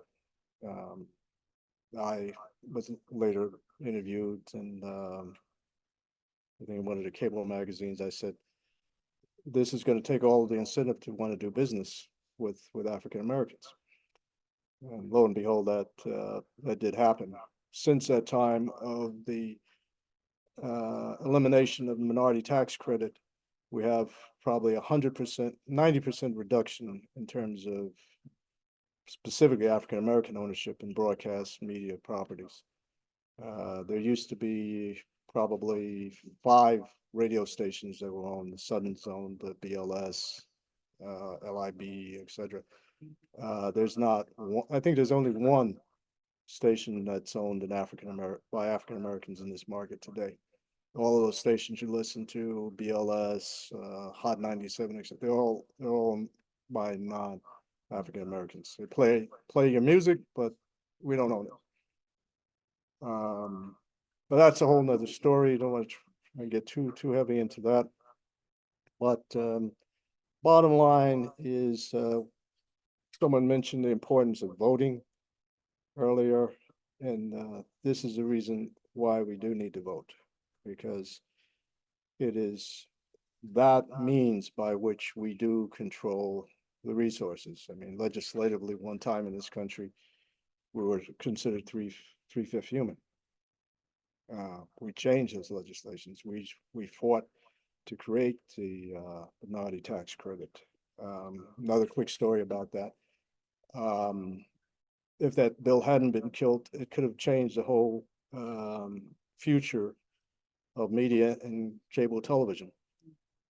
Viacom was selling their cable TV properties. They were at that time probably the second largest MSO in the country. Frank Washington, who helped engineer and create the minority tax credit, was in the process. My good friend Sumner Redstone, who passed away recently, who owned Viacom, to buy those cable systems through that minority tax credit program.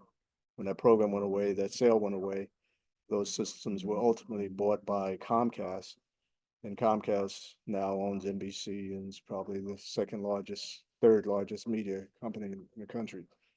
That all could have been owned by, could have been Frank Washington, instead of the creation of Fox and others that came in. But that is probably a topic for another story. I could talk about this stuff all day long, but again, I do appreciate this this tribute, this honor. Normally when I do these things, somebody comes up at the end or calls me later and said, well, you didn't mention this and you didn't talk about this person and what about me? And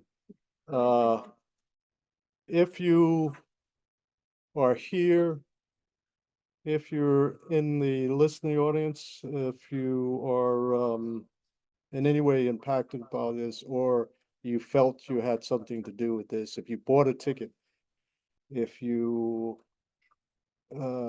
attended a class, if you got your training at TUI, and I could talk extensively about the training because we trained literally thousands of people. The first grant we received from the city of Newark was actually not to do theater, not to do television, but to do film. Because the city was willing to give us a grant, but they didn't feel that there were jobs in theater and television. So we've got a grant to do film training as editors, filmmakers, etc. And I talked to my good friend Cliff Frazier, who was running something called at that time Third World Cinema, and that was an entity that Sidney Poitier and Harry Belafonte and Ozzie Davis had created to train young African Americans to become filmmakers and other minorities.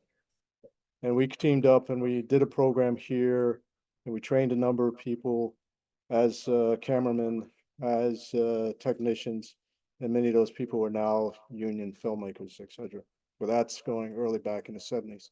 Another point to that grant is Ken Gibson was one of the primaries in terms of allowing us to get that grant. And once we received that grant, and this is in his first administration back in the early 70s, I received a visit from the FBI. And the FBI came into my office. They said, what did you have to do to get this grant?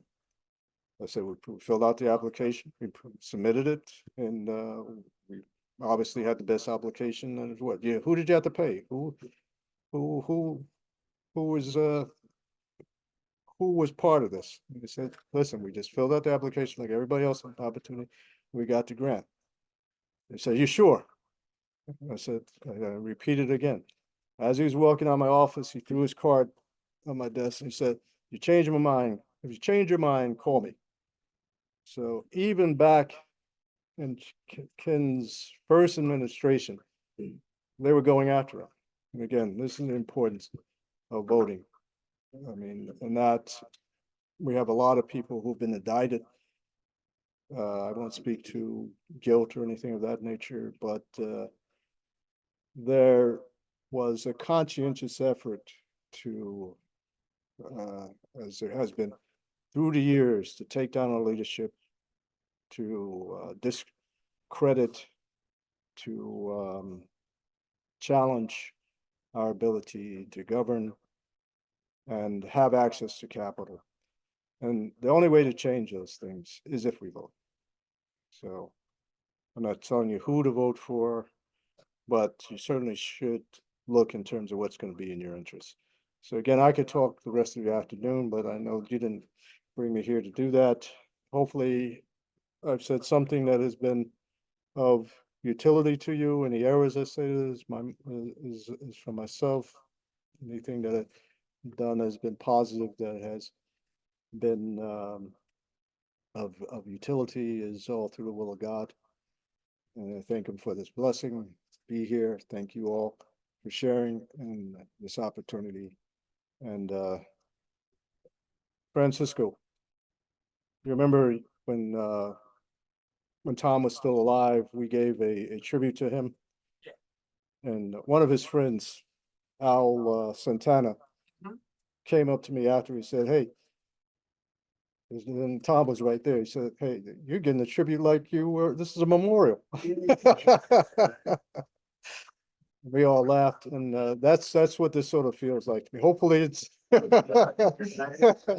is not a memorial, but I thank you all, and it is always, I mean, been recognized by a lot of different people, a lot of different organizations. Don't really go after awards these days, but it's always good to be recognized from your own people, from the community, the people who you've helped, who've been a part of the experience, who shared. And this didn't happen just because of me or because of Barry and the rest of us. It happened because of all of you and literally thousands of others who contributed to make this happen. As a matter of fact, the last award that I actually applied for and won was like a local emmy. And that was so long ago that Bob Hope, the late comedian, and a very young Mary Hart from Entertainment Tonight, I think she had just started on Entertainment. They were the presenters for that award. So I've been doing this a long time, as has been said here. I'm still doing other things right now. I'm probably embarking on what's may very well be one of the most important things that I've done in my life, and that is we're developing communities all across the country, particularly in urban markets. Here in Newark, we're calling it New Africa. And what that is essentially Little Italy, Chinatown, Little Korea, etc., for our folks. It's again a long-term project that's probably 30 or 40 years out. We're already in the process of building senior homes, building mixed-use buildings, retail, etc. And part of that vision is to also create a new cultural district and to create opportunities, jobs. I mean, we're not reinventing the wheel. Newark, when I was growing up, had a very vibrant African-American community where we owned stores. My uncle owned one of the largest car washes and a gas station in Newark. High Street was Black millionaires. We had this before. That wasn't just the resurrection in 67 that changed things. Things were changing before that. The community I grew up in was largely an integrated community that became a segregated community. And that was because the whites were in that community were fastly moving out even before 67. So Newark is at the forefront. I think Ken Gibson said that all the urban cities in the country, wherever they're going, Newark will get there first. And that's pretty much been the truth. I mean, we've been through everything in this city. We've been through martial law after 67. We've been through racial war in terms of you could not, when I was growing up, you could not go into the North Ward, the Italian community that you were ready to fight. You couldn't go into the Portuguese community, etc. And after 67, what's the guy, Imperiali, actually had a tank over there. So all the things that we're afraid of happening in this country, Newark has already been through it. We've survived it, we're growing. And the city is now probably in its highest state for success going forward. But enough said with all that. I thank you all, appreciate this. And, Thank you to Nakisha and Corey for the catering. Reminder that December 14th, there will be a holiday mixer here at Pillar College, potluck.